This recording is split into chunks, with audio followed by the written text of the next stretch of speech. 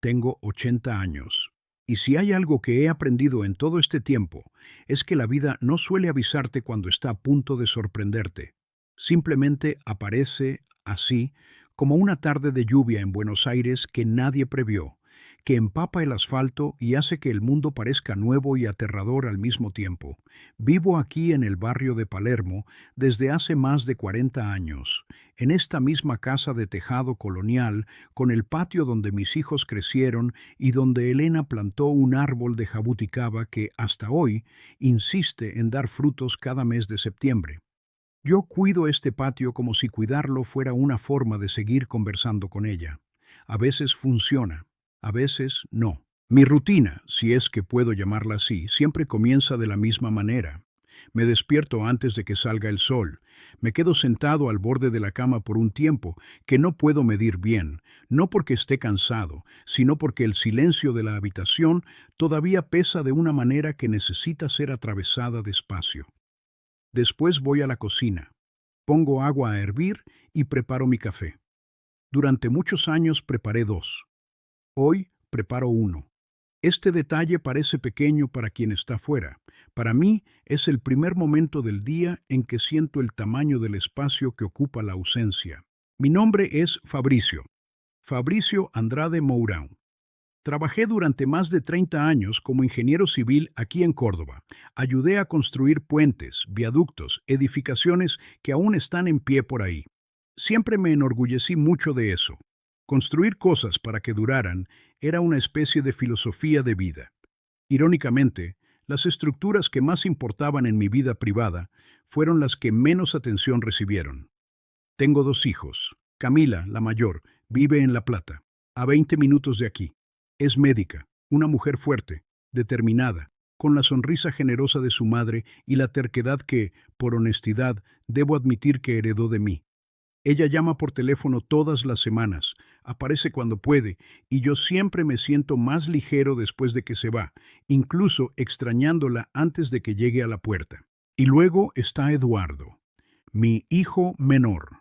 Eduardo desapareció de mi vida hace 15 años, después de una discusión que yo, en aquel entonces, pensé que era sobre dinero, sobre herencias, sobre los desencuentros que a veces crecen entre padres e hijos hasta volverse demasiado grandes para ser ignorados. Él se fue a Montevideo sin mirar atrás, y el silencio que dejó fue diferente a todos los demás, más pesado, con un sabor amargo que tragué solo durante años. Aquella mañana de martes, todo estaba dentro de lo esperado. Yo había regado el jabuticaba, tomado mi café, leído el periódico impreso que el chico del barrio aún me trae todas las mañanas, y estaba sentado en el porche viendo a una paloma pasear por el muro como si fuera dueña del lugar cuando el teléfono sonó. Era Camila. Ella no dijo hola. Ella dijo, con esa voz que heredó de su madre, cuando tiene algo serio en la punta de la lengua: Papá, tienes que estar preparado para lo que te voy a contar. Sentí que el corazón se me oprimía con una fuerza que ya no esperaba sentir a esta edad. Respiré, y ella continuó. Eduardo la había llamado la noche anterior. Estaba en Buenos Aires. Había llegado en coche desde Montevideo, sin avisar a nadie, y quería verme. No solo verme, quería conversar. Y por las palabras que usó con Camila, ella entendió que no era una visita de cortesía, era una visita de cuentas a saldar. O quizás, y ahí Camila hizo una pausa un instante antes de decirlo, de coraje a reunir. Me quedé en silencio por un tiempo que debió parecer largo al otro lado de la línea. El porche continuó igual, la paloma siguió andando por el muro. El sol siguió golpeando el tejado del garaje como si el mundo no acabara de ponerse patas arriba dentro del pecho de un hombre viejo. ¿Cuándo viene?, pregunté. Hoy por la tarde, dijo ella, y yo podía oír en los pocos centímetros de silencio entre sus palabras lo aprehensiva que ella también estaba. Pasé el resto de la mañana arreglando la casa como si pudiera organizar también lo que estaba sintiendo. Lavé las tazas que no necesitaban ser lavadas. Doblé paños de cocina que ya estaban doblados. Me senté en el sofá de la sala y miré la fotografía que aún está encima del estante de madera. Elena y yo en nuestra fiesta de bodas de plata, ella con esa sonrisa amplia que le ocupaba todo el rostro, yo con la expresión seria de siempre, pero con los ojos brillando de una manera que no puedo fingir. Al lado de esa foto hay otra, más pequeña, de los dos hijos aún niños, Eduardo abrazado a Camila en la escalera del patio, un domingo del que ya no recuerdo la fecha, pero que quedó guardado en ese rectángulo de papel para siempre. Fui hasta la habitación, abrí el cajón de la cómoda y saqué una carta. Estaba dentro de un sobre amarillento que nunca tiré, aun sabiendo que el día en que tendría que usarla llegaría eventualmente. Elena escribió esa carta en los últimos meses de su vida, cuando ya sabía que el tiempo se estaba volviendo más corto de lo que cualquiera de nosotros querría aceptar. Ella me pidió que la guardara, que no la leyera hasta que fuera necesario. Dijo que yo sabría el momento justo. Sostuve el sobre en las manos por un largo momento. Sentí el peso del papel, que siempre es menor que el peso de lo que está escrito dentro de él. Después lo guardé de nuevo en el cajón. Todavía no era la hora. A las 4 de la tarde el portero automático sonó. Fui hasta la puerta con el paso más firme que pude reunir. Abrí el portón electrónico y esperé. Y entonces lo vi. Eduardo. Con 52 años, el cabello canoso en las sienes, el rostro con las marcas de los años, pero aún con esa mirada oscura e intensa que siempre me hizo recordar a mí mismo cuando era más joven. Él estaba parado en la acera, con las manos en los bolsillos, y me miraba como quien no sabe bien si cruzar o retroceder. Yo di el primer paso. Siempre fui yo quien dio el primer paso, incluso cuando no sabía a dónde iba. Eduardo, dije, y mi voz salió más vieja de lo que esperaba. Él tragó saliva, respiró hondo y respondió solo, «Papá, necesitaba venir. Hay algo que descubrí y que lo cambia todo». Existen momentos en la vida que uno carga durante décadas enteras sin percibir cuánto pesan, hasta que alguien los pone sobre la mesa entre ustedes dos y de repente el aire de la sala parece más denso, como si hubiera aumentado de presión. Fue exactamente así cuando Eduardo y yo nos sentamos en la sala de la casa donde él creció, con la tarde de Buenos Aires descendiendo despacio más allá de las ventanas y él jabuticaba allí en el patio, meciéndose ligeramente con el viento. Él miraba sus manos mientras hablaba. Era una forma que yo reconocía, porque era mi forma también cuando no sabía muy bien cómo mirar de frente lo que estaba diciendo. Si esta historia te ha interesado, no olvides suscribirte a nuestro canal y dinos desde qué ciudad nos estás viendo. Continuamos. Prometo que esta será la mejor historia que escucharás en tu vida. Fui a buscar una investigación de salud el año pasado, comenzó él, una de esas que haces para saber de predisposiciones genéticas, y cuando llegaron los resultados, él se detuvo, respiró. Papá, el examen indicó una incompatibilidad. Fui a fondo, hice otras pruebas, consulté a médicos, y la conclusión fue siempre la misma. Yo sabía lo que venía incluso antes de que él terminara la frase.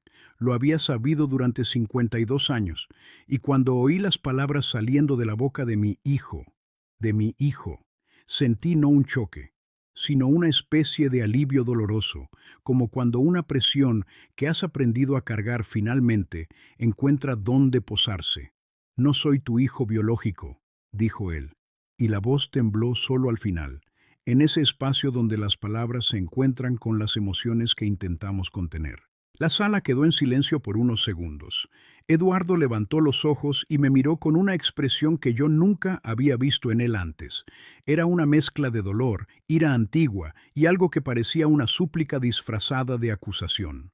Él quería que yo me desmoronara, quería que aquello fuera una revelación que me tomara por sorpresa, que justificara todos los años de distancia entre nosotros como una consecuencia de algo que yo nunca supe, pero que ahora cambiaría todo. Pero yo no me desmoroné, porque no era una sorpresa. Lo sé, Eduardo, dije, con la voz tan baja que por un segundo pensé que él no me había oído. Él se congeló. ¿Qué? Lo sé desde hace más de 50 años. El silencio que se instaló esta vez fue diferente. Era un silencio que pensaba, que procesaba, que buscaba estructura donde de repente el suelo había desaparecido. Él se levantó de la silla, dio 2 pasos hacia la ventana y se quedó de espaldas a mí por un tiempo que no supe medir. ¿Tú lo sabías y nunca me dijiste nada? No. ¿Por qué? Y entonces fue mi turno de necesitar un momento. Me levanté despacio, fui hasta la habitación, abrí el cajón de la cómoda y volví con el sobre amarillento que había guardado durante todos esos años. Lo puse sobre la mesa de centro, entre nosotros dos, como quien pone el corazón en el lugar donde antes solo había distancia. Tu madre escribió esto para ti, dije. Ella me pidió que lo guardara hasta que fuera necesario. Creo que ha llegado la hora. Eduardo miró el sobre como quien mira una cosa que asusta y atrae al mismo tiempo. Se quedó inmóvil por un instante. Después se agachó despacio, tomó el sobre con las dos manos y lo abrió con un cuidado que me partió por dentro, porque era el mismo cuidado de un hijo con la memoria de la madre que él aún llevaba en todo lo que hacía, incluso sin percibirlo. Yo no necesitaba leer. Yo sabía lo que estaba escrito, porque Elena me había contado todo antes de ponerlo en papel. Me lo había contado una tarde de sábado en Colonia del Sacramento, cuando fuimos a pasar el fin de semana para celebrar nuestro 20º aniversario, y ella dijo que no conseguiría seguir adelante con la paz que merecía sin decirme la verdad. Había tenido una relación breve antes de que nuestro matrimonio fuera oficializado en el registro civil, un error nacido de la soledad y la juventud, y cuando descubrió que estaba esperando a Eduardo, ya estaba casada conmigo y no tenía cómo saberlo con certeza. Ella me lo contó llorando, esperando que yo me alejara, que me convirtiera en otra persona, pero yo no me alejé, porque yo ya amaba a aquel niño que aún ni había nacido, y porque yo amaba a Elena de una manera que no cabía en exigencias. Decidimos juntos no contárselo a nadie, no por cobardía, por amor, para que Eduardo creciera íntegro, sin el peso de una historia que no era culpa suya. Lo que no preví fue que la distancia que se creó entre Eduardo y yo a lo largo de los años, aquella frialdad que él sintió y que yo nunca supe explicar porque no sabía bien de dónde venía, quizás fuera el peso inconsciente de un secreto que los dos cargábamos sin saberlo. Quizás intenté protegerlo de una manera que, en la práctica, lo alejó. Cuando Eduardo terminó de leer la carta, se quedó en silencio por un tiempo muy largo. Yo lo observaba de lejos, sentado en la silla, con las manos entrelazadas en el regazo, esperando. Entonces dijo, sin levantar los ojos del papel: ella escribe aquí que fuiste el padre más verdadero que yo podría haber tenido, que nunca preguntaste sobre el pasado, que nunca usaste eso contra ella. Ella no necesitaba escribir eso, dije, pero ella siempre supo expresarse mejor que yo. Eduardo dobló la carta despacio, la puso de nuevo en el sobre y finalmente levantó los ojos hacia mí. Eran los ojos del niño que trepaba al jabuticaba y que me llamaba para ver lo alto que había llegado. Era la misma mirada, solo que con 52 años de vida dentro. ¿Por qué nunca intentaste contármelo, papá? Cuando crecí, cuando me hice adulto, porque también tendría que explicar por qué lo había guardado, y no quería que pensaras que el amor que yo sentía disminuía por algo. No era así, Eduardo, nunca lo fue. Él se llevó las manos al rostro. Los hombros se movieron de una manera que yo reconocí, porque era la forma en que mi hijo siempre había llorado cuando creía que no podía, desde pequeño. Y yo me levanté, crucé la sala con los pasos más lentos y más seguros que he dado en toda mi vida, y le puse la mano en el hombro como un padre le pone la mano a su hijo cuando ya no hay más palabras que se acerquen a lo que necesita ser dicho. Nos quedamos así por un tiempo. El sol terminó de bajar al otro lado de la ventana. El patio oscureció. El jabuticaba se convirtió solo en una sombra familiar contra el muro. Camila llegó más tarde. Los encontró a los dos en la cocina, yo preparando café, Eduardo sentado a la mesa con el sobre frente a él y los ojos rojos de quien atravesó algo grande. Ella entendió sin necesidad de explicación, porque los hijos a veces entienden lo que los padres nunca dijeron.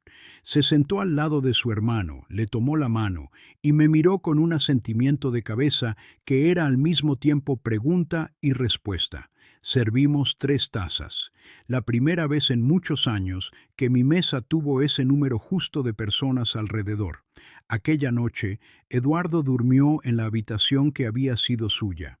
Antes de apagar la luz, él vino hasta la puerta de mi sala y dijo, «Mañana por la mañana, enséñame cómo cuidas el jabuticaba». Dije que sí, y cuando él se fue al pasillo, yo me quedé mirando la oscuridad con el corazón haciendo una cosa extraña, una cosa que tardé un tiempo en nombrar. Era gratitud, simple, sin adornos, sin explicación. La gratitud de un hombre de 80 años que descubrió, una vez más, que aún hay tiempo para que las cosas correctas lleguen, a veces en pasos lentos, a veces en coche desde Montevideo, sin avisar.